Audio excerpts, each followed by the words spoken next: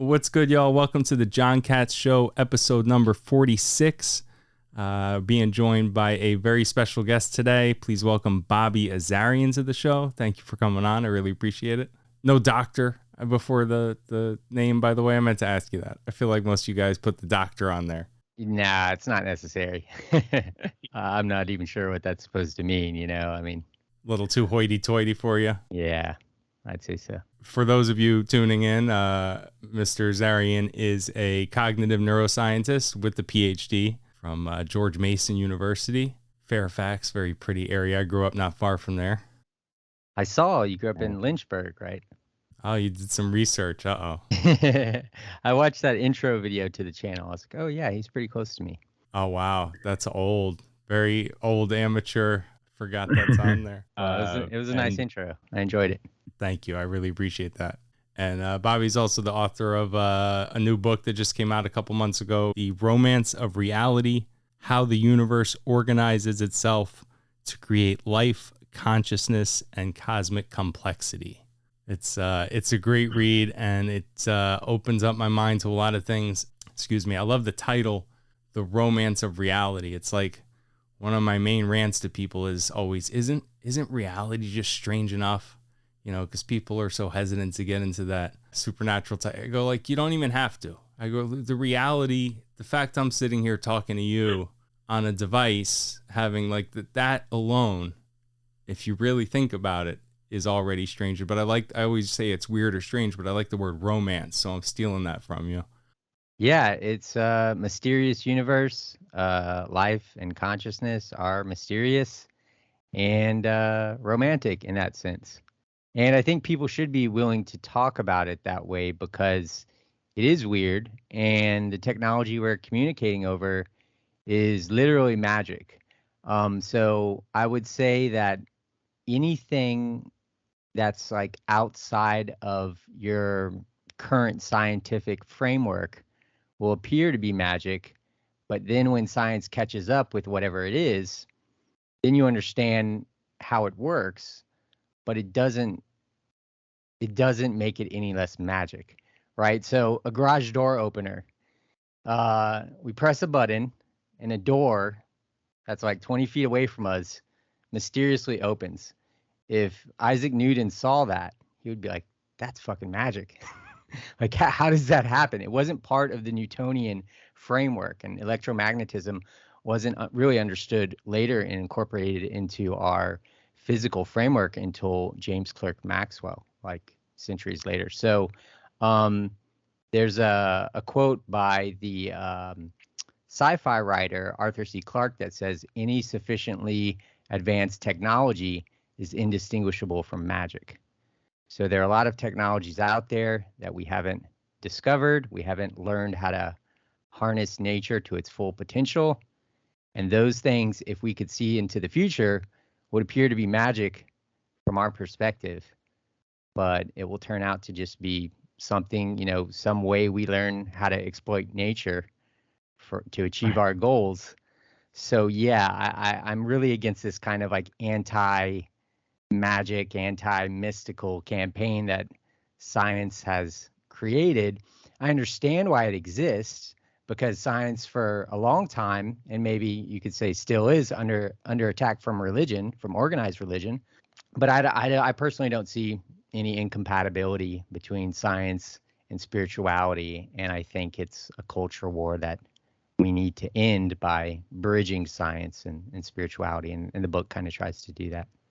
Yeah, it's the whole idea that if people can't explain it, then they don't even want to think about it. They don't even want to go there. Does science explain it? Or they think science explains it, but it doesn't really.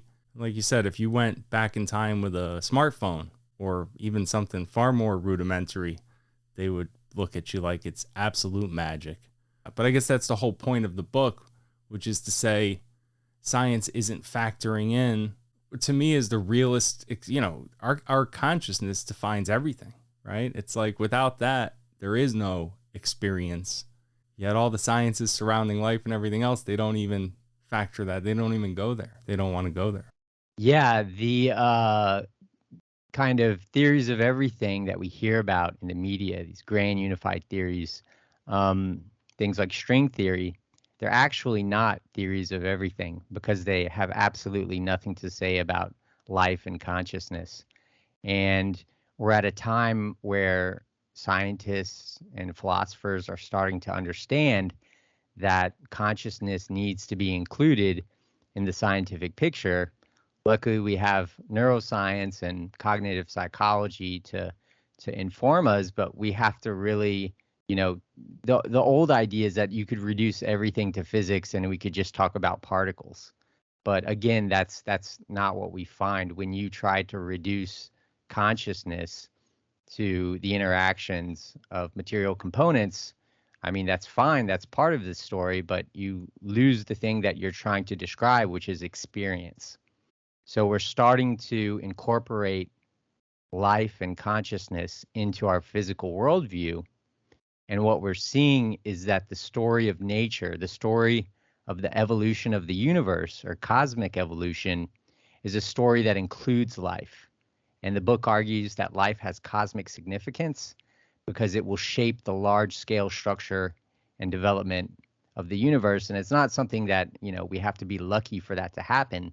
It's explained that living systems are complex adaptive systems. That's kind of a technical term that complexity science uses to describe ordered, organized information processing systems like living organisms. You have to start talking about new things, higher level phenomena, to really understand what's going on in the universe, because these complex adaptive systems form a network, and you can call that phenomenon just by kind of switching the word around and call life adaptive complexity. It's a network of complex adaptive systems. And what adaptive complexity does is it's always learning from the challenges that nature presents it with. So life's been on the Earth for roughly 4 billion years. It's never blinked out since it emerged. And even in the face of mass extinctions, the biosphere has grown increasingly diverse and complex and has produced increasingly intelligent species. And the picture that's emerging is saying that this evolutionary process that we're seeing on Earth play out, which leads to technology and which ultimately leads to life leaving the planet, is part of a more fundamental, universal evolutionary process, such that the development of the universe follows this trajectory where first matter emerges, and then life, and then consciousness and civilization and culture. And so you can't leave that part out of the physical story. So it's not that I'm saying that we need to ditch physics and think about biology and psychology and consciousness and these higher level sciences, but we need to develop a physics of these higher level sciences. And when you try to do that, you have to use theories that were invented in the 20th century but are really just starting to be applied outside of their domain, like information theory and thermodynamics. So we're starting to understand life in those terms, and we have a whole new language given to us by complexity science, which is kind of a combination of a bunch of different sciences like physics, chemistry, biology, neuroscience, psychology, computer science, statistics. So we're getting a new language of organized systems where we talk about things like attractors. So attractors would be like stable states. So you as a system, you exist in a stable state in your environment as long as you continue to get energy, the things you need to survive. You can stay stable. If you don't, you'll die. But you're this system that's trying to stay organized in the face of a reality that otherwise kind of falls apart.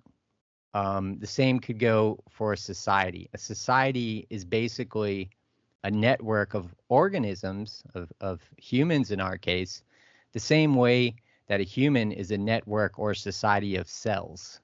So your brain has 80 billion neurons, your body has something like 100 trillion cells. You're a community of organisms that have come together and form a larger organism, a superorganism. You're really a superorganism because all of those little cells are independent agents. And collectively, we form societies. So we have another superorganism at a higher level, a social organism. And so we need to understand the evolution of the universe as involving the evolution of life. And it's really this story that begins before life, and life becomes part of that narrative. And it's a story of nature's fundamental units. So we're talking about like particles, subatomic particles come together to form atoms. Atoms come together to form molecules, and we have chemistry. Molecules come together to form cells, and we have biology. And then multicellular organisms come together to form societies, and we have sociology and economics and all these higher sciences. So to really understand the story of nature, we have to understand the story of parts coming together to make larger wholes. And this process is it's kind of mind-blowing, because when you look at the earth as an entire system, you see that humans are forming something like a global brain on the earth, because humans are exchanging information through our technology, through our devices, in very much the same way that neurons in brains communicate through electrical signals. And so the story of the evolution of the universe basically involves biospheres that start out in this early, like embryonic stage where you just have the emergence of life with like a single cell. And then life grows and evolves and adapts and eventually spreads to cover the entire Earth.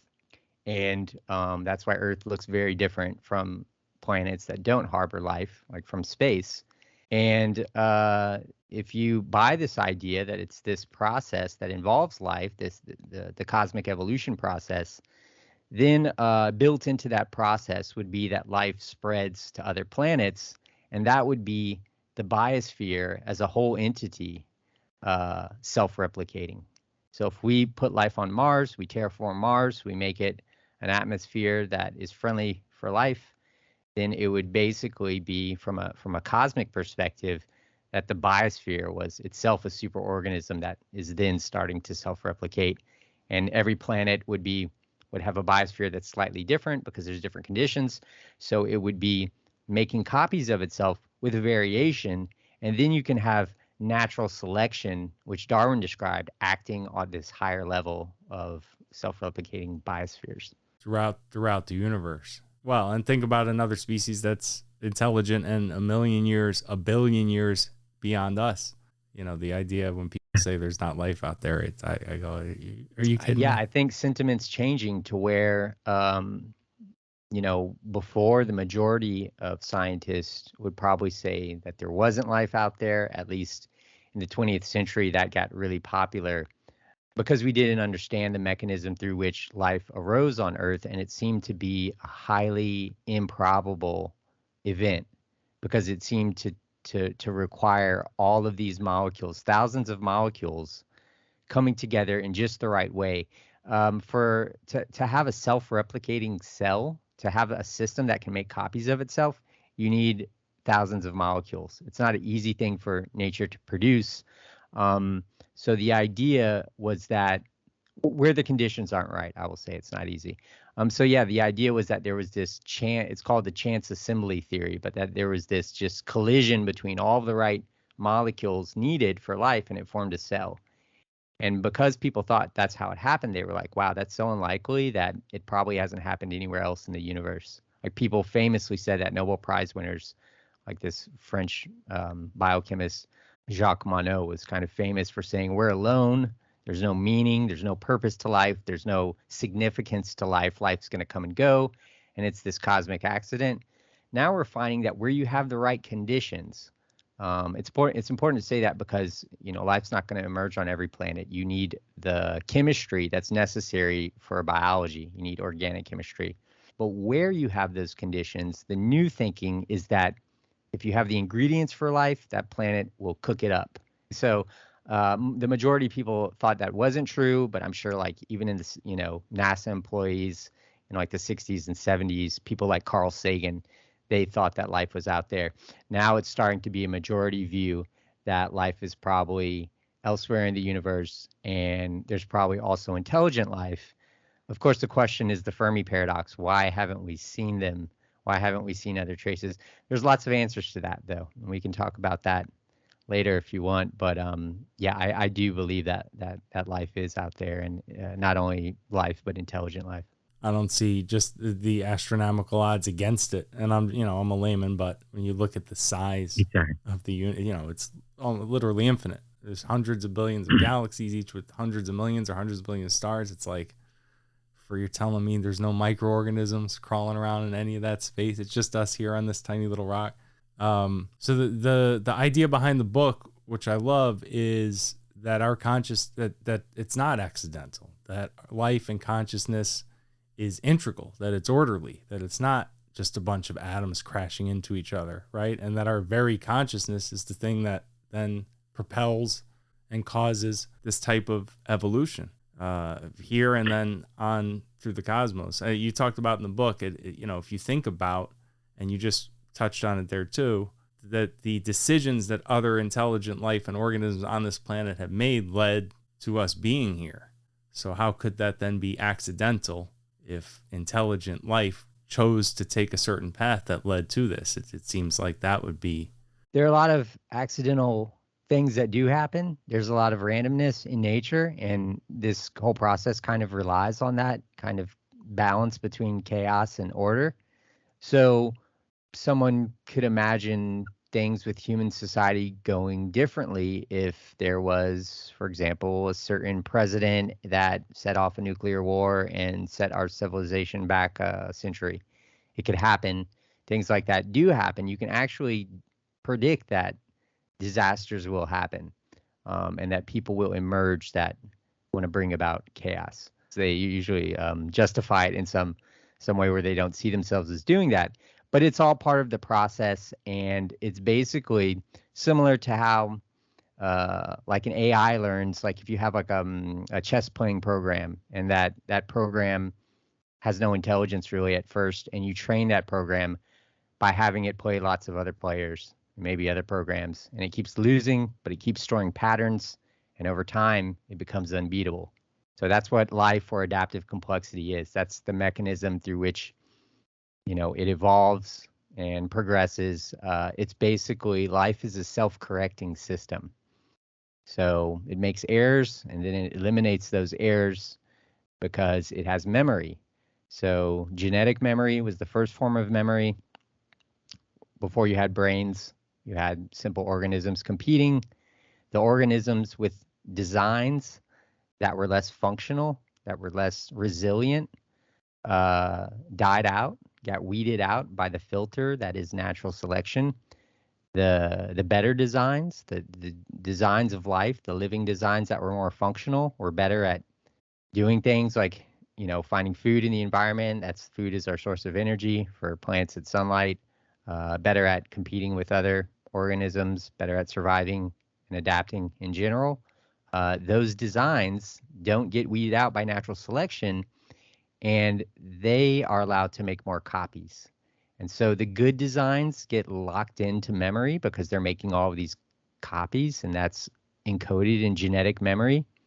And then later, life gets more complex, and you get the emergence of brains, and you have a new form of memory, and you have a new sort of information processing system that can model the world in this kind of like virtual reality constructed level of detail.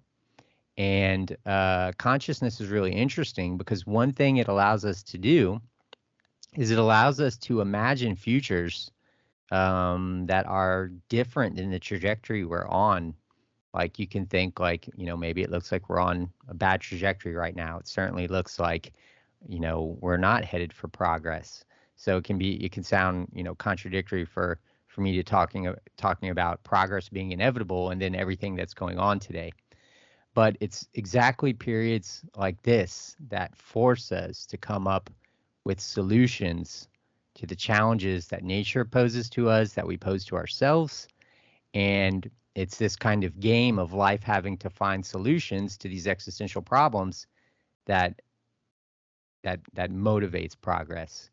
Yeah, problems create progress is just a principle in the book that I mentioned here. Well, and everything has any type of progress or anything we see in the world other than nature has started inside of somebody's mind, right, in their consciousness. It's like you can't find an example where that's not the case. And so without somebody having the ability to think and ponder and be creative, we wouldn't have any of that. And even the example you use of, a madman starting nuclear war, that would still support the theory, even though it wouldn't necessarily be considered progress, but it's still somebody's consciousness affecting the evolutionary path that we're on, right? Exactly. Yeah. It's kind of like consciousness allows us to generate all of these possibilities in our mind.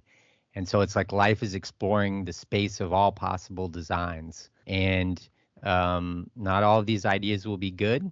And there will have to be a battling of people sometimes and a battling of ideas. Hopefully, we can get to a place where it's more about a battling of ideas rather than people. And the ideas that serve life best in its goal of staying in existence are the ones that stick around and get to make copies of themselves. So it's this evolution is a knowledge creation process. And we've only been here for a minute, so none of it's scary. They always use the analogy, if the earth was a football field, the timeline, we'd be one blade of grass. I'm sure you've heard that, but just to even put in perspective, like you said before, the earth's 4 billion years old, but modern humans, couple 100,000 years. None of it's guaranteed, right? There was a lot of species here a lot longer than we've been. Yeah, it's a process that starts off really slow to get going, but then it increases at an exponential rate.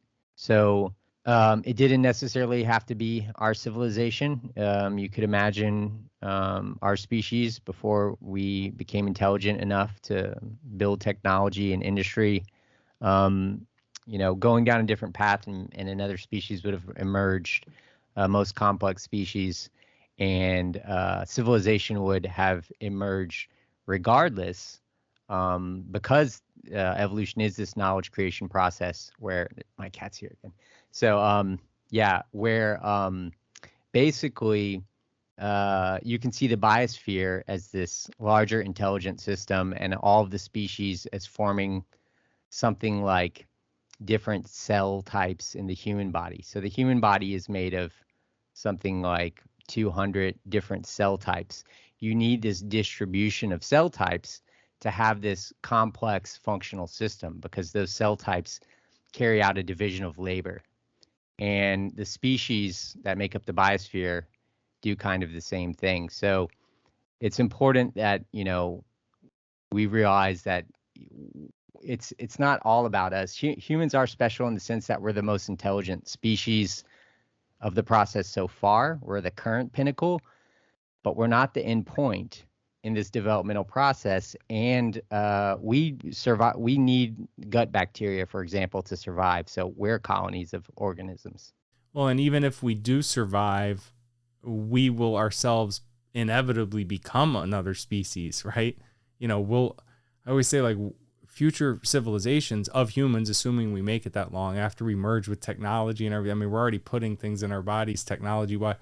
They'll look back on us the way we look at, Cro-Magnon man or something equally or more rudimentary, right? I mean, even if we're evolving as the same species, we really won't be the same species after another 1,000 years. Imagine we live a million more years.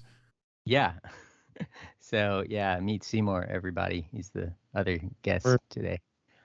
So does Seymour have consciousness? Obviously, look how much he loves you. Like, where's the cutoff in the animal kingdom? When I kill an ant on my leg, is that ant conscious? Is he? I always looked at what separates humans, and I do believe other life forms have consciousness and intelligence, but the thing that we have that no one else is, we can ponder our existence. I don't know if any other species is actually pondering their existence as much as they can express love and do all of these type of things. Yeah, totally. So it's a great question. In the book, when I started writing the book, I was looking at that point, like, where does consciousness arise? And as a neuroscientist, that's kind of what I've always been interested in, kind of what drew me to neuroscience. It's this unsolved mystery of science, like how does consciousness emerge? And what I realized was I had to understand how life emerged, simple life. Yeah, so even simple bacteria, single-celled organisms that can't be seen without a microscope, some of them perform a process called chemotaxis. And in this process, they swim towards chemical food and away from toxins. So you already see this kind of intelligent behavior in single-celled organisms. Plants have an analogous process called heliotropism, where they grow towards the source of energy. They will track the sun in the sky. Some plants will do this. So you already see a rudimentary type of intelligence or cognition in these systems. And to me, that was like, okay, we see that cognition, what we think of as intelligence, that starts with the origin of life. And I thought that would be the place where consciousness emerged too, but writing the book and just, understanding all these other people's ideas in detail, I started to think that consciousness emerges with brains, because brains allow for this kind of model of the world that basically the way brains are wired together in with synaptic connections. Yeah. Brains basically allow for the creation of a mental model that basically encodes the causal relationships of the world around us. So we're always interacting with the world, and when we interact with the world in daily life, we're building memories of those things. So we're building a model, and that model is encoded in synaptic connections, which are these connections between neurons. And I think you need that level of modeling to create experience. I think it's a simulation of the world. And I think brainless organisms, or at least very simple brainless organisms, can't construct that spatio-temporal model of the world. There is cognition there, there is some intelligence there, but I don't believe there is subjective awareness in a bacterium. I could be wrong. Some very smart people, like biologist Michael Levin, believe that mind probably does emerge with life, but I think consciousness, as far as having subjective experience, emerges with brains. And so you have cats that are conscious. I think they're having an experience, but then you have human level consciousness, and I think that's another level of awareness where we are self-aware and we can reflect.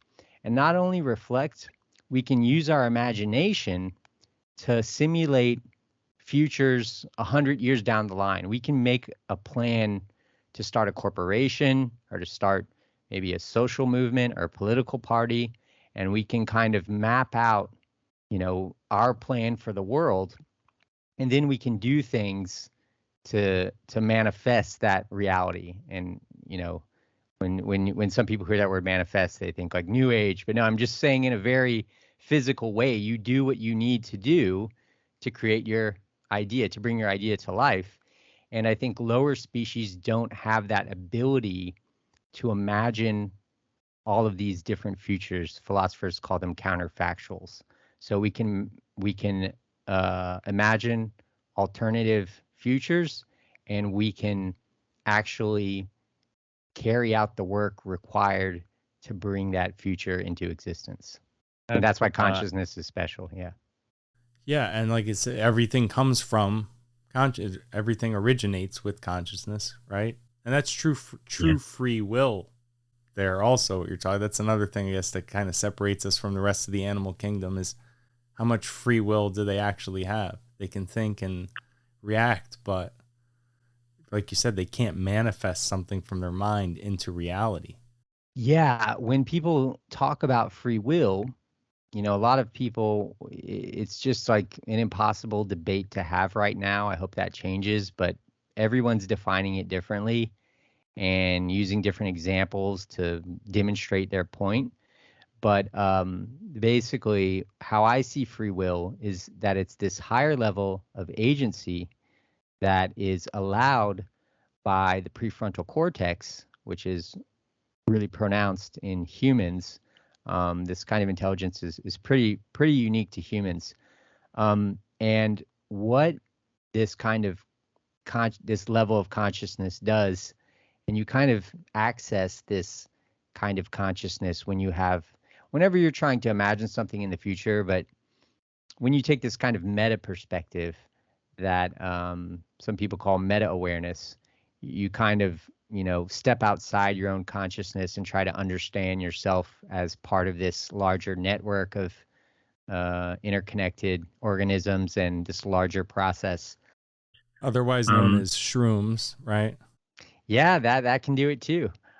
So yeah, there's Terence McKenna, a psychedelic philosopher, had the stoned ape hypothesis, and he thought that basically, our ancestors, our primitive ancestors eating psychedelics could have led to this higher state of reflection that basically led to this higher consciousness that we associate with self-awareness and kind of, this ability to imagine futures, project into the future, you can visit the past in your mind. In psychology, that's called mental time travel. It's episodic memory. So this higher level of intelligence allows us to reflect on our biologically programmed behavior. So we are kind of like, deterministic machines in the sense that there is this, evolutionary program, this biological program that kind of determines how we develop, but of course with the interaction with our environment. But if you think those are the only two components, then you're likely to say that we don't have free will because you're just like, oh, you're a product of your environment and your genes. But there's actually this third thing, which is associated with the prefrontal cortex. It's our ability for cognitive control or executive control. And that's our ability to regulate our programmed behavior. So for example, let's say someone comes up to you on the street and says something you don't like or does something you don't like. You might have like a automatic response where you want to reach out and smack that person. But your rational mind, if you have a healthy functioning prefrontal cortex, and not everyone does, certain things make it harder to exercise this behavior, and meditation practices like that, breathing exercises, really kind of cultivate this higher level of awareness. But if that kicks in, which it should, you basically you can override your programmed behaviors, and then you're in control. When I say you, I'm basically comparing this higher awareness where you reflect on your actions and you think about your future goals, you think about your values. When you're engaging that mind, you're exercising free will, as opposed to the automatic mind, which basically controls our reflexive behavior. Well, and don't we do that all day? And like even with less extreme examples than wanting to punch somebody in the face, it's like we're always kind of regulating our id or our, whatever biological cravings we have. I mean, if we were kind of just left to our own devices, as we've seen throughout human history, not that we would even necessarily be evil toward each other, though a lot of people would, but I think we would certainly act out and express ourselves much more animalistically if there wasn't this societal structure. It's almost all day you're kind of going, well, how is this gonna affect my life? Is this, so if I do this thing I really want to do, but I feel like on a small scale you're just kind of doing, maybe I'm just nuts and I want to do crazy things, but It's something that you have to do all the time. But so for example, they've seen this with brain imaging studies that have looked at, for example, cocaine addicts or, really severe alcoholics, where they have impaired executive functioning, impaired cognitive control. You can see this kind of inhibited activity in the prefrontal cortex that I say underlies this ability to regulate yourself. And we know that those people are kind of, you become a slave to your kind of wired in behaviors, your pattern behaviors. So in that case, you might be in a situation where you're trying to go score drugs and it's shady, and maybe you have to go to some sketchy part of town and maybe there are cops around, and you do it anyway because you have this urge to get this fix. And a lot of these people go to jail, and I'm sure when they're in jail, they're thinking like, why did I do that? Or someone, maybe they go to court and the judge is like, you knew you were going to get caught. Why did you do that? And the answer is they literally lost their free will. They did not have cognitive control, and they became something like a zombie to their wired in programming. And basically, that's what drugs do. They create this surge of dopamine. And what dopamine does is say, oh, this is a good behavior. Like this is a pattern that I want to keep. And so because the first time you try drugs or alcohol, whatever, a lot of times, especially with alcohol, maybe the first time you drank, like in college, I remember for me, it was like an experience where I guess I was kind of shy at parties, and then alcohol allowed me to just kind of like open up, be myself. And so in that sense, it was helping me temporarily. And I was like, all right, let me go, have fun, party, and then kind of I get to be myself, and I get to, relax like all, So you have that experience, and then your brain goes, this is good. Like this is what I should be doing. And then it creates this circuit that creates a pattern behavior. And as most people know, over time, it's no longer adaptive. It becomes maladaptive really quickly. Right. So in cases like that, you literally have to do things to exercise this muscle, that's the prefrontal cortex, to get that free will back. So meditation is a good way to do it. But I mean, that's what meditation is. You're sitting still and your brain's going in a million different directions. And you're trying to gain control over that. That's that ability to regulate yourself. And so this ability that this kind of cognitively informed concept of free will, people need to understand that it's something that we do have, that we can exercise, but we can lose it and we can strengthen it. And really, that's what society needs. Basically, we have to use free will to preserve our free will. That's the idea, right? Yeah, loopy way to put it. Yeah, I love that. Yeah, because we have to make the choice. I was thinking about cigarettes. As someone who smoked most of my life, it's like you were talking about drinking. Everyone gets sick when they smoke their first cigarette or their 10th or 20th.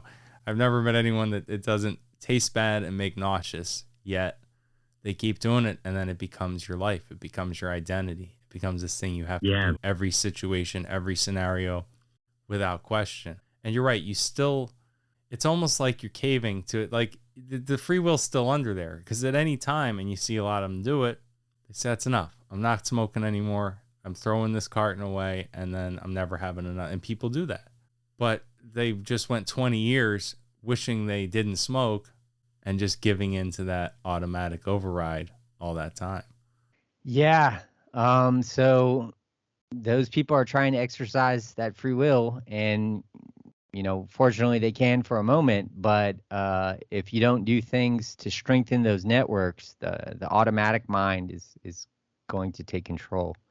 All that stuff could come back to the book for a minute. It's like that the free will alone to me is proof of essentially what you're theorizing to some degree, because again, everything that we evolve to from here on out will be based on our choices and our intelligence and our consciousness.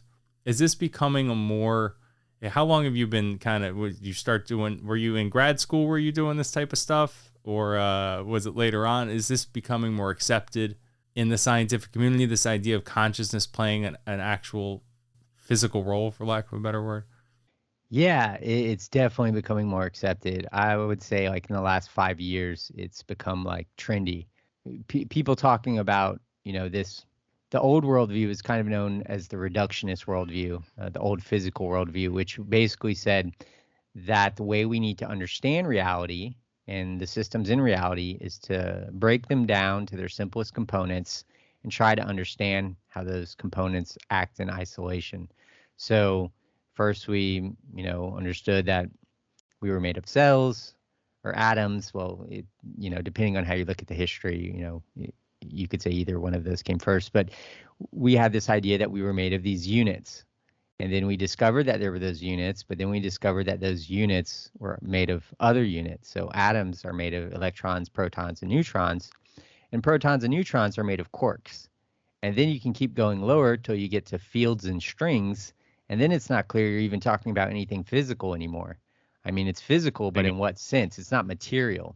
So it doesn't explain anything about consciousness. It explains, we've built these particle accelerators that, show us lots of interesting things about how, the most fundamental elements of nature interact and, under these forces, these four different forces.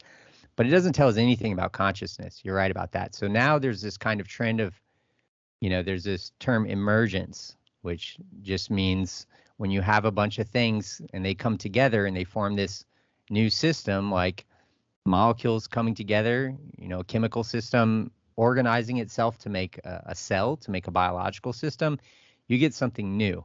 Life behaves differently than the inanimate world. Inanimate things like rocks don't have any goals. They don't move in any goal-directed way. You can predict their paths of movement using Newtonian mechanics. Pretty simple equations can tell you if you throw a ball, how far it's going to go. But if you throw a bird, you can't predict that using classical mechanics. So you have to start talking about the information in systems. You have to start understanding biology really as this informational science. And you start having to understand consciousness as something like a computer simulation. And then you can start to sort of predict life, not perfectly, but you basically see, I mentioned that term attractors at the beginning, you can see these stable states that systems move toward because they have to stay in existence, basically. And basically life evolves, over these slow processes. We have evolution through natural selection, and you have genomes are evolving, but you have human learning during your lifetime too. So that's a sort of evolution, a sort of cognitive development or cognitive evolution. And all of this stuff is important. And as the systems that organize themselves in nature become more complex, they have more computational power and they have more freedom. So free will is definitely a part of the story. It's going to emerge on any planet where you have intelligence, basically because the most intelligent species will have this ability to look into the future. And it's that ability that takes life off the planet. Essentially, intelligent life, as it progresses, will inevitably realize that for life to continue to exist, it has to get off the planet because its star is going to die someday. So ours will die in I think it's 4 billion years. And for life to continue, we have to get off the planet. And so I don't think, people like Elon Musk, like SpaceX or like NASA, I don't think it's anything that, we discovered kind of randomly, let's, or something that we deserve credit for even, let's go to space. I think it's a biological imperative that any biosphere, will produce these intelligent agents that have these aspirations, because life is ultimately trying to survive, and long-term survival has to involve life spreading, because it will exhaust all of its energy resources, and it basically has to find energy from elsewhere. And that imperative is what fuels this process of progress. Yeah, why would we stay would be the weirder question, because if you just look at, microcosm of it here, no species do that. It would be like if we just remained in those first few colonies and nobody wanted to explore out west and expand to all the other, that's just within our country, but obviously throughout civilization, throughout the world. That's the thing. People walk around all day not in wonderment of the main thing we're a part of, which is this universe. It always blows my mind. I go we're sitting on this rock. We're part of this thing, and nobody cares. Nobody understands what it is, how it got here, what's out there. They just go, hey, I'm below the stratosphere. I'm only going to focus on what's right here. And it's we're part of something that we have no idea what it is. And I guess I always say you can't walk around and all the time. You wouldn't get a lot done. I feel like most people don't ever even stop to think about it. Stoners do.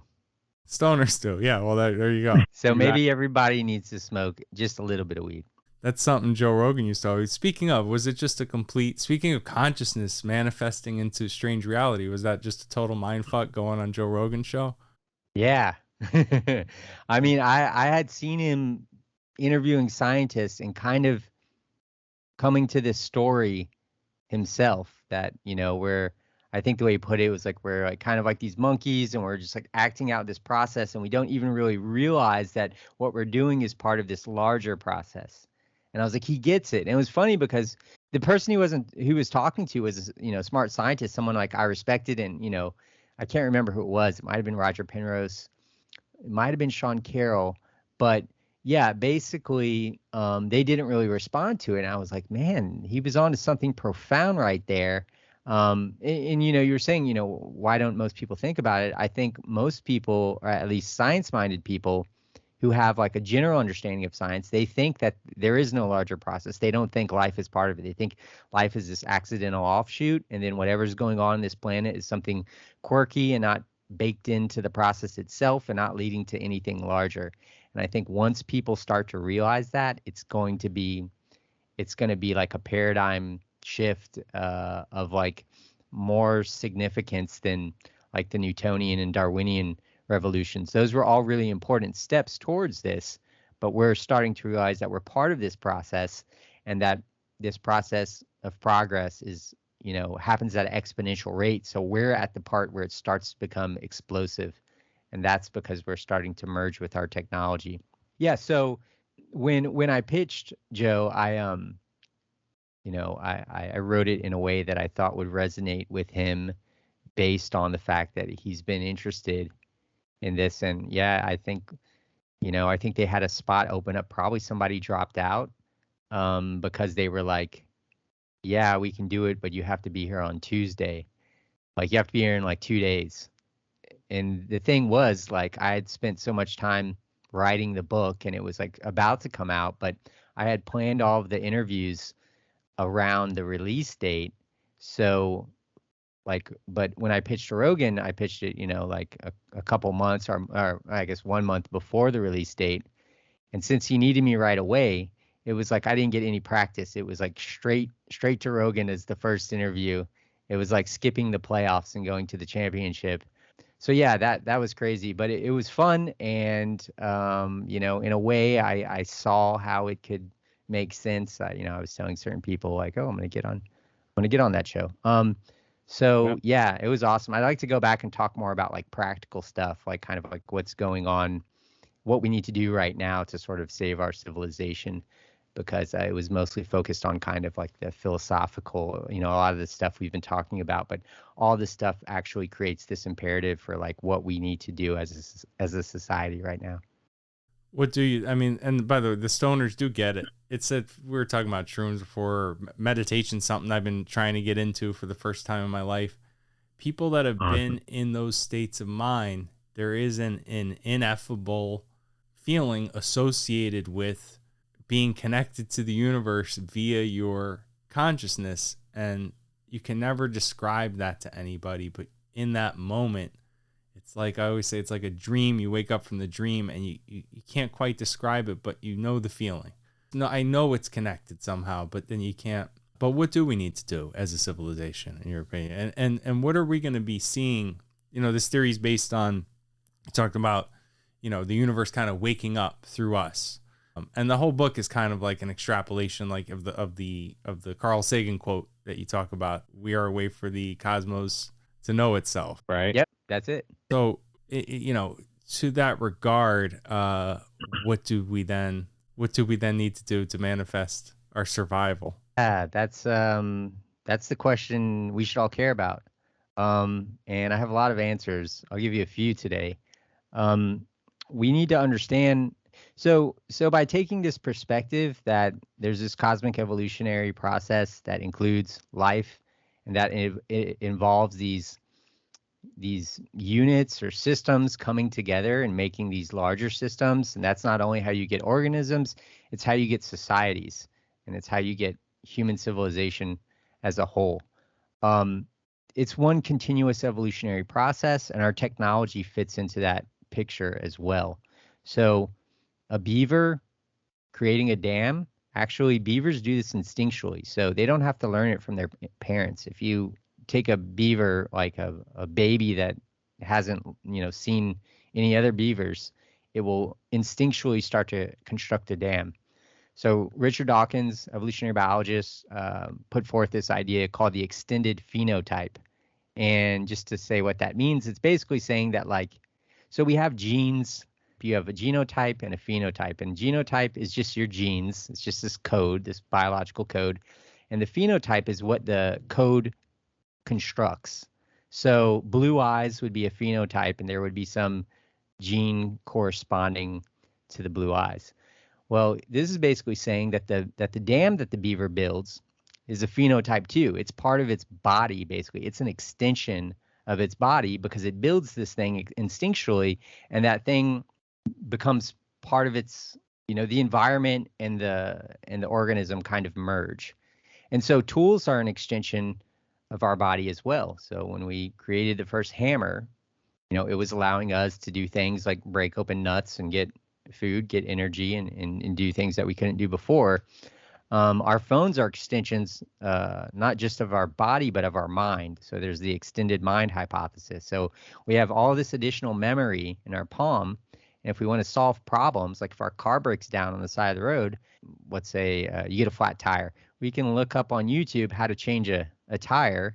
And suddenly you have this knowledge to do what you need to do. And it's only going to get crazier, especially with like the education that like metaverse type environments will allow. Like when people can, you're not just hearing facts about ancient Greece from a teacher, but you actually get to be immersed like in those worlds. So we're part of this process, and it's an evolutionary process, and it's an error correcting process, self-correcting. So any society, if it's to be resilient in the face of a chaotic world, it needs to be self-correcting or adaptive. And there are some governments, some, belief systems or worldviews that are self-correcting, and there are ones that aren't. Most of them aren't, or most of them have, someone could say that Christianity has kind of adapted and corrected itself because, it doesn't teach every little story and idea equally. It's kind of found the ones that are most useful for people, and then that's what's focused on. So for any system to survive, any worldview, it has to be adaptive to some extent, but at this stage of evolution, most people haven't really taken that seriously as far as building a worldview around it. So the idea of democracy, of like, you have this ability for everybody to vote and make change, that's adaptive because you change the system, and the system changes when culture changes. But these systems that kind of don't allow for criticism or new ideas, like Russia's system and China's systems. China has a social credit system now. Sorry to cut. You're removing the free will that we were talking about before. I hadn't thought about it in that sense. But if you're living in North Korea, how much free will do you really have over there? You're absolutely removing the free will, and that's really interesting and scary way to put it. Yeah, they become these people who follow this belief system blindly, and they're kind of like automatons. And China has a much better economy and, probably better conditions for living. Certainly, that you could say for most people there. But the social credit system makes it such that,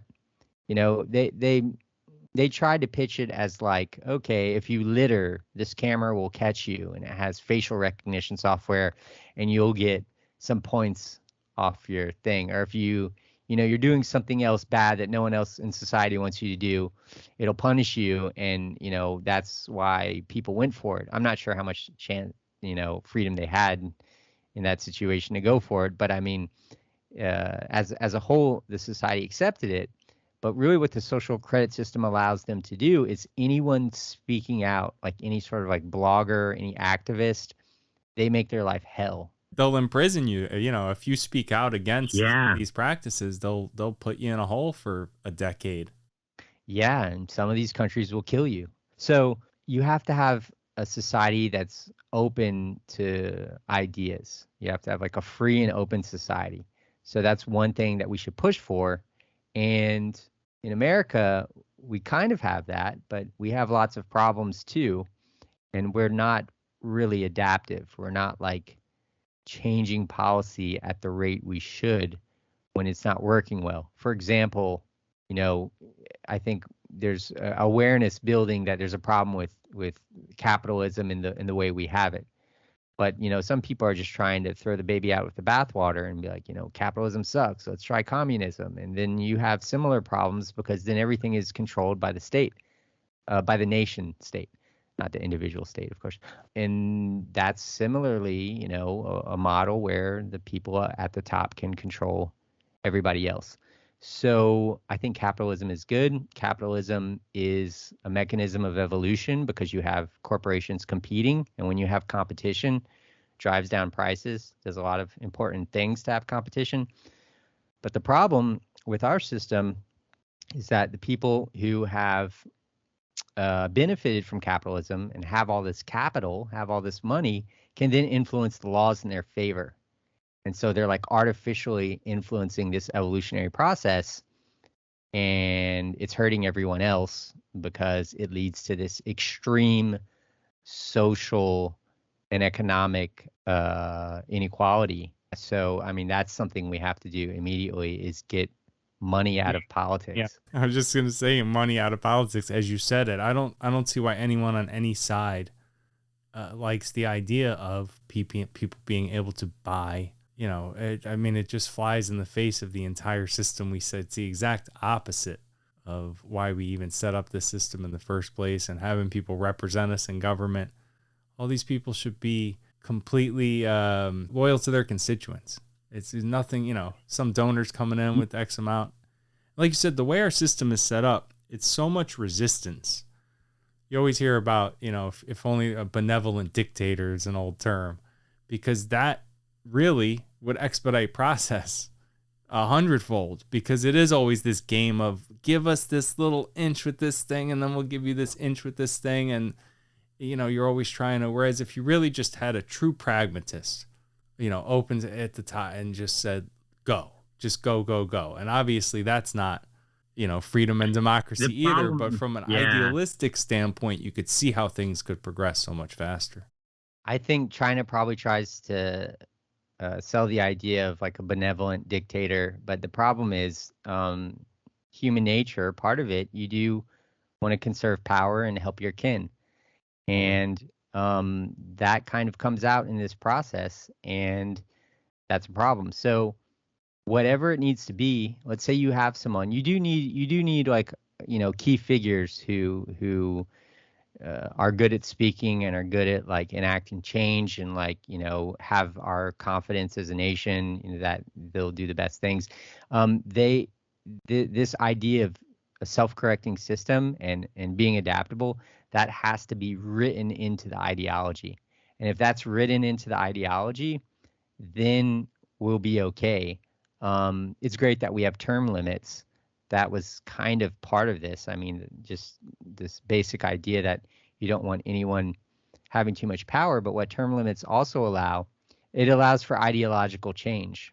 So yeah, there needs to be like this social movement where, everybody just gains this sort of awareness that the system is broken and that the people on the right, you said both sides, like, neither side should want this. But the problem is that both sides, we're talking about politicians, they're benefiting from this directly.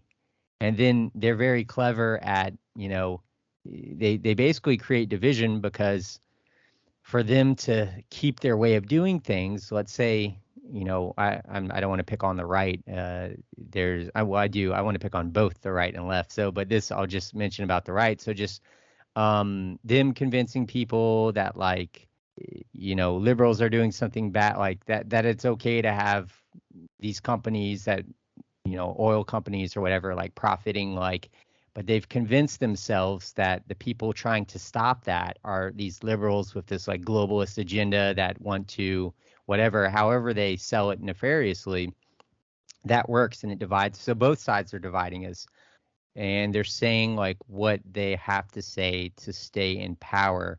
And so there really needs to be this new sense of awareness that the system needs to be adaptive and self-correcting, and it needs to have, all of these this freedom of new ideas. And so there needs to be like a movement that kind of unites the right and left, something like the kind of populist movement we were seeing. It's funny Yeah. because that people were sold on Trump's agenda of like getting money out of politics and draining the swamp. But I mean, the people supporting Bernie Sanders on the far left, they were attracted to a similar message of getting money out of politics. So I really saw this movement brewing where people wanted to change corruption in Washington, but ultimately it was the same thing, maybe even worse with Trump. People want real. They want authentic. They should call it the human movement. The biggest problem is that we made everything political, and it's just getting worse and worse and worse. There are things people all agree upon from a human standpoint. There is no openness. Everything's tribal. Everything's my way is right. Your way is wrong. I knew I won, bets with people. The minute Trump decided to actually run, I said he's going to win. And everyone thought I was insane. And I said, you don't understand. Same here. I said, my whole life, people have been craving somebody to get up there and say, this is all bullshit, right? Now, whether he, fulfilled what he wanted to or not, that's a whole nother, but just to even get up there and not have the political rehearsed cadence, right? And to say, I'm not part of this machine. It's all nonsense. And I'm looking out for, like, that's my whole life. I always said, if someone comes along and just kind of gets up there and talks like a regular guy and goes, this whole system is bullshit, people are going to love it. And they love Bernie for the same reason. And the political agendas were so far apart, but they were both based on the idea of, hey, it's we the people. It's not I'm very libertarian minded in nature. I don't think the federal government should be a part of any of this stuff. I don't think half of these conversations should be political conversations. They're humanistic conversations. And that this idea that we then apply everything to Republican or Democrat, just these two arbitrary parties. We should have 50 parties, no parties. Yeah. Should have people just going in there to represent their constituents.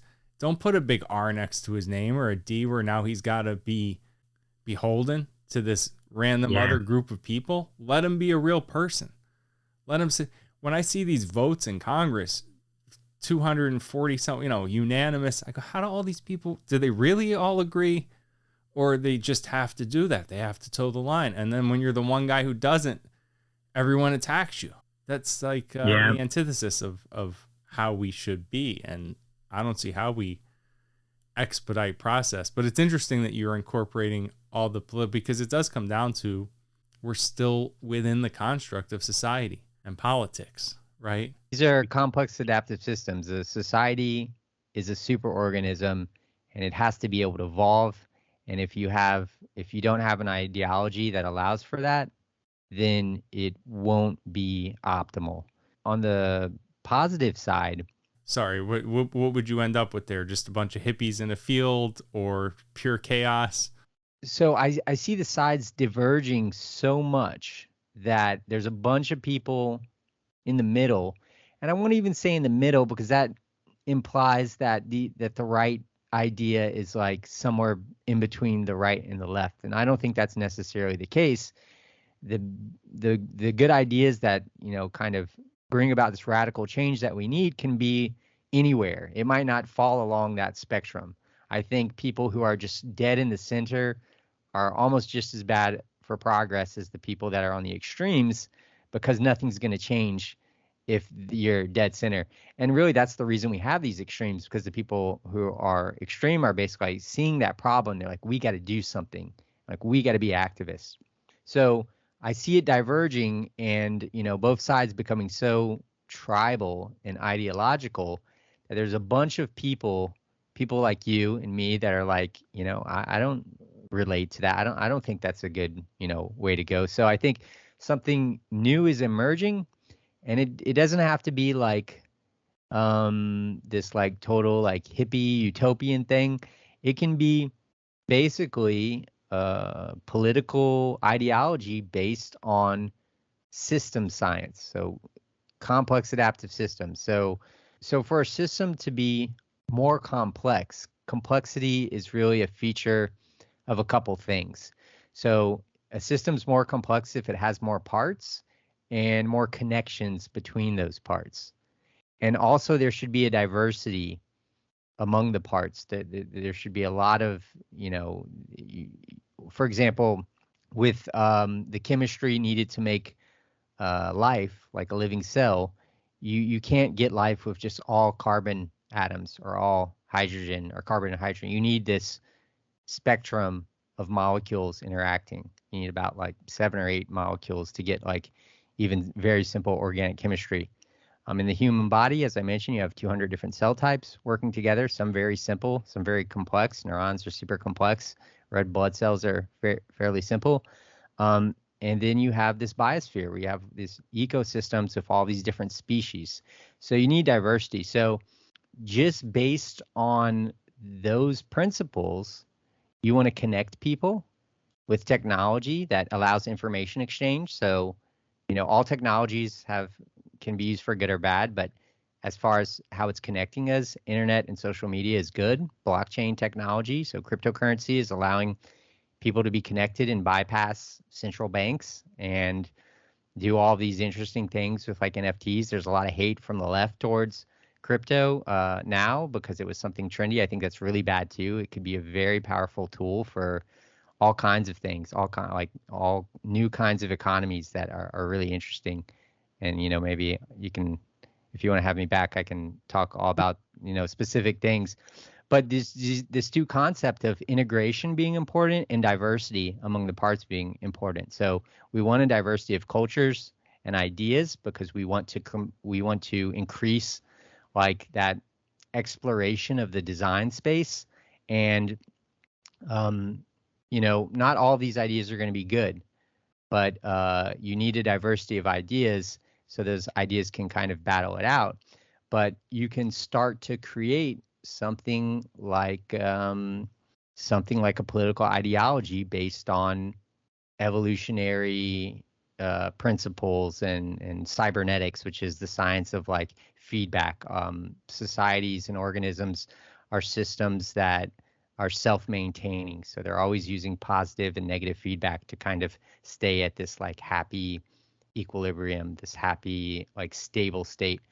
You need the system to be self-correcting, so you do need a way for like ideology to change, whether that's like term limits or having just being open to like other parties. It's really bad, as you said, just having these two parties. You can start to build a systems-based worldview that just tells us how to be most resilient and adaptable. And I have a Substack that I've started, and have some people helping me out. There's only 2 posts, so there's a lot of content that I'm about to upload in the next couple months there. And on my YouTube channel, both of them are called Road to Omega. An Omega point is this philosophical idea that the biosphere is kind of going towards the state of like maximum complexity or optimal complexity, and maybe the global brain that connects humans, maybe there's something like a consciousness that's going to emerge once we become super integrated. The good thing about becoming integrated is, let's say there's some problem, like the problem with Ukraine. I mean, Ukraine got invaded by Russia, and we wanted to send aid to Ukrainians whose homes were being bombed. And the internet allowed us to do that. So you could imagine a future where there's all these extra connections, and it's mostly through the internet. But basically we're connected, and we can become more connected such that when there are problems in certain places, there can be a global response that fixes that problem. And we can see that like getting better over time. I mean, like 20 years ago, if the Ukraine thing happened, it might be something on the news, but a lot of people just don't watch news. But now everybody's on social media, so like everything is like on everybody's radar. There's good and bad to that, but part of it's really good. And yeah, just these two concepts of integration and diversity can inform us on how to like change our systems to start being most adaptable and resilient. You're using the word open a lot. It's a word I think about a lot too, is being open. From just a personal level, when it comes to, we're talking about consciousness and feeling and emotion and all that, but as a species, as humanity, the tribalism is so antithetical to the openness and the progress. You're talking about the internet. I feel like people are kind of preying upon that. They want the division. Anything you say now in any direction, they go, you're a right-wing extremist. You're a communist leftist extremist. It's like, I'm just a regular guy. I mean, I stand by the assertion that most people are not the noisy internet. That if you went door to door in this country and removed maybe a couple hot button issues, there's always the couple hot button issues that they want to drill into your head all day. You take those away, 80-90% of people in this country, if you really pin them down, kind of agree on everything. But they don't allow themselves to. They go, well, that guy, he's different. I can't agree with him. You're talking about people in the middle not being that, geared toward progress either, because they can't really make a decision in either way. People talk about ambivalence as being like indecisive. I think a lot of people have very strong opinions in both directions. And, I know that's how I am personally. People would think I'm extreme right in because as a libertarian especially, but I go, hey, let's legalize every vice too, right? Decriminalize everything. No one belongs in prison for having sex with a prostitute or for snorting some substance. That's insane. We're going to lock this guy in a box. So they go, well, you're a crazy liberal for saying that. But no, I'm somebody who has a strong opinions in a lot of directions, but the forum for people being able to express themselves like that, they're becoming scared. I'm going to get attacked by my people, by my side, if I don't fall in line on every issue. I feel like that's what we have to get away from, is where people can feel free to say, hey, I agree with you guys on these things, but I really don't on this other thing. We don't all have to be R's or D's or just go along with this club. It's, term limits, ridiculous. Congress really has more to do with law than anything, certainly more than the president. This idea that people are campaigning every couple of years is crazy. Get them out of there. Have them do a great job and then let the next guy come back. Yeah. Or limit campaign funds to some $100 or something. But yeah, I think it would be evidence that we're, doing something new. So if you take this idea that this kind of like systems philosophy, just, thinking about, the dynamics of systems, how they evolve, what makes them most resilient. If you think that can provide something like an ideology, then basically you have this new perspective where it's like if someone is going off those principles, then their ideas aren't going to be always on the right or the left. You will see what you're talking about, where maybe they're left on certain things, but then they have a position that's seen as right, and then they might have a position that's seen as like libertarian, and then something else. That would be a good sign, because if everything is predictable, and that's how it is today, like every politician, you can almost bet they're never going to go against the grain. Like they're going to fall along those lines. And they're in the news all the time because of it. Yeah. Then the extremists try to destroy their careers for doing that. It's also a sign of not having free will. If someone is behaving completely predictably, then they're basically, doing what's expected and like programmed. You're making such a great point, because you're right. If you said to me, we're bringing this bill forth in the House next week, I could tell you right now the exact people are going to vote and how they're going to vote. And I could tell you the two guys who are going to go against it. And it's like, I shouldn't know that. Yeah, you shouldn't know that. Yeah, exactly. And you should see all kinds of variety all over the place of people saying, I like this and I like that, and I don't care that, you don't see any of that. Yeah, and that's really bad. It means that there's not this diversity of ideas. So right there, you again see how these two concepts of integration and diversity among the parts, the component parts of a system, kind of inform that. Yeah, we shouldn't be seeing just such predictable. Shrink the government down anyway. What have they ever? If you actually look at all the progress throughout human history, it's come from private sector. It's come from creative, motivated, and very little of true progress, or whether it be technological, or has actually come from the government. Our system, when we created it, was this revolutionary, literally a revolutionary idea, and we've maintained it. But that's the idea, is to maintain it. Yeah, I guess they weren't. A lot of them probably weren't career politicians when they created it, so they're not even those people. Yeah, it would be, to me, it's kind of like logical. Like, why would you expect these people that go into government? And some of them are smart people and they're capable. Some of them, not all of them. I definitely don't think they're our best and brightest overall. Yeah, why would you expect them to come up with like world-changing ideas? Those I mean, ideas can come from anybody, but yeah, they wouldn't come specifically from politicians only. So us looking to this small group of people to like change the world, no, that's like it's important to say, because I mean there's such anger against capitalism and the current system, which is totally understandable, but that there it is becoming trendy among the far left to think going towards communism is a good idea. And even some more like stricter, I guess, more extreme forms of like, I'm not talking about European socialism, and that's not good either, because that's not the way forward. well, and we can see, we can always learn from history, and yeah, other than maybe Denmark and Sweden and some of those places that are doing their own thing on a smaller scale. Yeah, wealth redistribution on a large. It's like, hey, look, it's been tried a lot of times. The stuff you're talking about, a lot of people tried it. Like you said, the power. You're giving all the power to this centralized government. You trust them.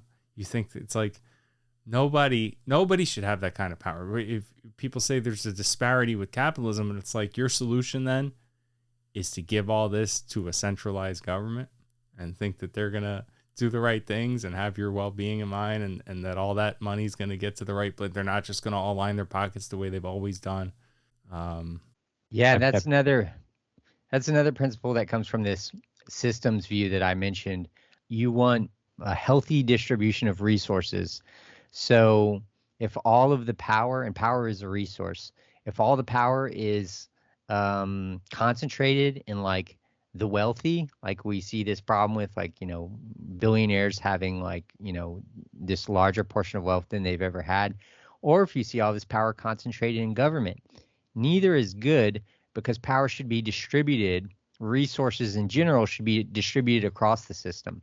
If the U.S., if the nation really is something like a social organism, if you buy this idea that these organisms exist at these different levels, they're all complex adaptive systems, then having all of the resources in like one place would be like having a body where blood isn't flowing to the limbs. And if you have any part of your body cut off from resources, it's going to fester, and then it's going to affect the whole body. Like you will die eventually. So there needs to be a healthy distribution of resources. I don't think it needs to be like a government mandated distribution, like redistribution of resources like communism. I think we can redistribute resources by kind of evolving capitalism into something that allows everyone to, for example, raise money. Right now, if you want to raise money for business, you have to like know how to do that. You probably have to have a degree. You have to probably know some venture capitalists. You probably have to know how, you have to know how that system works. But there are new methods, thanks to like blockchain systems in particular, that could potentially allow regular people to raise capital easily, and for regular people to become investors in that project through, for example, like issuing like a token. Like Bitcoin's pretty interesting because there's no company, there's no corporation behind Bitcoin. It's an open source platform of developers, and people join that. And then, Ethereum's the same way. And then the creators are given a certain amount of Ethereum. And if the platform becomes more popular, then that token increases in value. So it's like a self-organized system. It's a system that doesn't have this strict corporate identity. It's kind of fluid and adaptable, and we need to be transitioning towards those kinds of systems. People have been, by the way, I know I've kept you over here. I'll wrap you up in a second, but It's been fun. Good, thank you. Likewise, I think the key to a lot of it is the decentralization. Don't they even talk about with the internet? They've been trying to create for years a decentralized internet. It is. The more we've talked, it feels like the key to all this stuff is kind of the openness. It's the opposite of the rigidness. That stuff we use the extreme of like Iran and North Korea, where it's, extreme rigidity. And we're certainly doing a lot better than them. But when you really sit there and think about it, all of those limitations that are put on us through government, through politics, through society, it's really preventing any, to me, it feels like any centralization, like you said, of power anywhere is going to prevent. And not to mention with all the technology, we're only going to see more and more of that as there is less workforce required, right? As resources become less finite. I mean, at some point in human civilization, we probably are heading more back to being the hippies in the field, right? Because where do you really go? I mean, it'll have to come back to communal living in a way, won't it? I'm not sure about that, but I think decentralization is the right way to go because you're just decentralizing resources. But how I see it is sort of this, maybe you call it hyper capitalism, but this situation where like anybody can, if they have a good idea, you can put this idea online, you can have a proposal online. Anybody can raise money by creating, for example, an NFT. Let's say you're a 16-year-old rapper from like a low income community, and you've masterminded this album. You have it like all planned, and maybe have the songs recorded, like rough recordings that you could afford. And then you put it online, and then you create a business proposal. You can have the people in the community purchase a token and donate. Well, it's not really donate, it's investing at this point. Investing a small amount of money, and that person doesn't have to go with like a major label, some big corporate entity. They can do it themselves. And then the people who invested, if that person is successful, the token is connected to their success, and then everybody becomes investors. So what NFTs can do is allow a new type of crowdfunding, which opens up the ability to raise capital and to invest to everybody, where right now it's like only a small part of society like knows how to like get on exchanges, and really there's a lot of limits to what you can do. Like there's laws that like where you can't even like trade the way these massive firms trade. The system's completely rigged, and that was kind of what that whole GameStop thing was about a couple years ago. But yeah, so we need to be looking at radical new ideas that decentralize resources, things like crypto economics, and the left has to get on board with that, or else it's going to pass them by. And I mean, all these technologies can be used for good or bad, and blockchain can definitely be like a terrible source of like privacy violation. You can use blockchain systems to basically record, everything that everyone's doing at every time. If like, a government that wants to keep control starts using these systems. But so it's kind of our responsibility right now to look at this new technology and see how we can create this more decentralized future. Yeah, I think, and the right is wary of, you touched on there, the government creating the digitalized currency and them controlling it. It's like both sides are wary of it for different reasons. If you held a gun to my head, I couldn't tell you what an NFT is. And I think that is the key. Like you said, it's the access and it's the information that is the great equalizer. If you really want true equality of opportunity, people, I was thinking about Kevin Hart, who I've watched on Rogan a couple times and other stuff. He talks, he goes to impoverished neighborhoods, underprivileged, But his whole point in going there, he says, is I want to give people just information. That's all I want to give them is information. That's the most valuable thing. And you're talking about NFTs, but just this is how you open up a bank account. This is how you do, because, to us, some of that stuff seems simple. I think of NFT. I have no idea what an NFT is, but I go, having a bank account or leasing a car or a mortgage or something. Well, everyone knows how to, but then no, they don't. Half the country doesn't know how to even do that stuff. Yeah. Education, information exchange, super important. Yeah. The access and the information, if everyone has that, then at least you're kind of starting from a point where we're all playing with the same toys, right? Yeah. So that's one major goal. Yeah, that's that interconnection. I mean, and that's what all of these technologies are allowing us to do, is just exchange information like with less friction. Absolutely. I think that is like you said, where we're heading. If we're to survive as a species, that's where we got to go. It's the openness. We can't be so rigid in our thought, and bringing that back to the book. We kind of have to open up our minds. The idea that our consciousness is everything. The way we perceive the world is our reality. Perception is reality. I could just as easily see you as a bunch of atoms crashing into each other if I viewed things on a subatomic level, but because this is our perception, right? That in and of itself becomes our reality. We manifest society the way we see it and dream it in our heads. Totally. Well said. I've kept you long. This is a great combo. I do have to have you come back because I think we can talk about a lot more interesting topics. I think people are really going to love this. Well, yeah, I'd be happy to. I guess we kind of set the kind of philosophical foundation, and maybe next time we can talk about more solving actual practical problems. Yes, I would love that. Anytime. You're always welcome. Thank you. And people, go out, get the book, Romance of Reality, How the Universe Organizes Itself to Create Life, Consciousness, and Cosmic Complexity. And and if you could follow the Road to Omega YouTube channel and Substack, there's going to be a lot of content soon. Yeah, I was just going to say, tell the people where to find you on social and all that. And Twitter. Twitter's kind of where I do like professional stuff, but I have an Instagram account that I want to start, be like, I don't know if many people are using Instagram to talk about this kind of stuff. So just my name at Bobby Azarian at both those places. You can follow me. Awesome. Check them out, Bobby Azarian. And that's it, y'all. Thank you so much for coming on. That was really very enlightening, very interesting, and it's going to give me a lot to think about. Awesome. Likewise.